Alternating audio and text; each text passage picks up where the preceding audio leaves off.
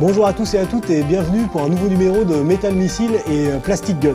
Aujourd'hui, la figurine Figma de Cobra, un trésor une fois de plus, là aussi quelque chose que tout fan et que tout collectionneur se doit de posséder, mais c'est mon avis, faites-en ce que vous voulez. Donc voici de nouveau une boîte fenêtre cette fois-ci, donc qui vous permet d'examiner l'objet sans ouvrir la boîte.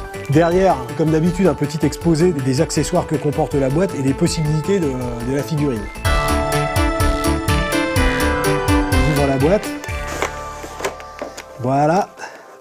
Nous constatons au passage que le fond, pour peu que vous le vouliez, peut être découpé et servir de petit socle pour la figurine. Donc voilà Cobra.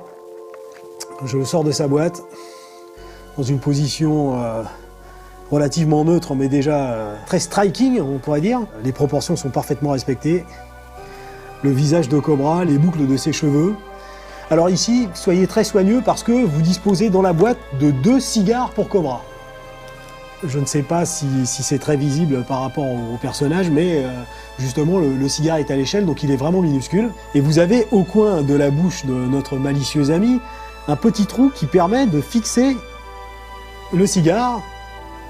Et voilà, il se ressemble de plus en plus. Donc il y a quelques émissions de cela, nous parlions des points d'articulation, alors qu'ici sont légion. Hein. Vous pouvez mettre Cobra dans toutes les positions possibles et imaginables.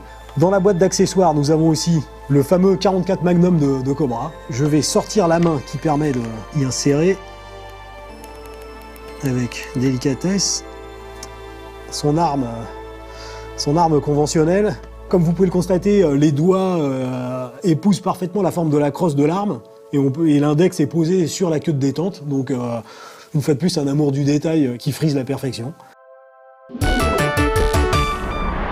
Donc on peut continuer à se servir d'autres mains de Cobra qui a bien un jeu de 8 mains différentes qui permettent par exemple de faire ceci, sa fameuse pose lissette de son bras droit pour appuyer son tir. Alors là aussi, bon, les chevilles sont articulées, le bout des pieds est articulé. Voilà, donc question perfection.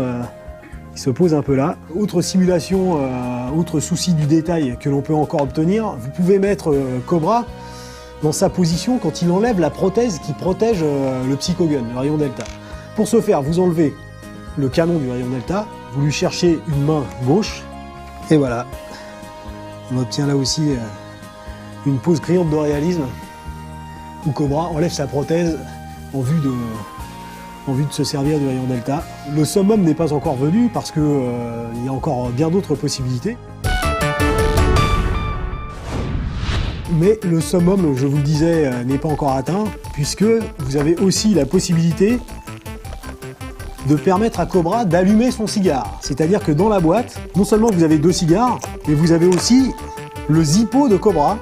Quand notre ami décide de se détendre après le combat ou voire même pendant le combat, hein, il est parfaitement possible de saisir son Zippo et d'allumer son cigare.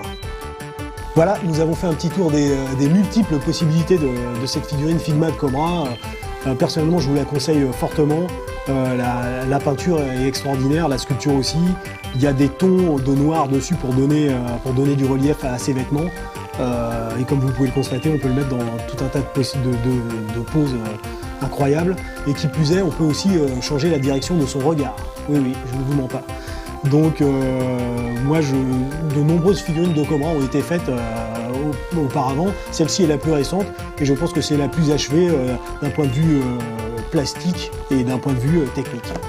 Voilà, donc, de nouveau un superbe jouet. Et n'oubliez pas, les jouets sont quelque chose de beaucoup trop sérieux pour être confiés aux enfants.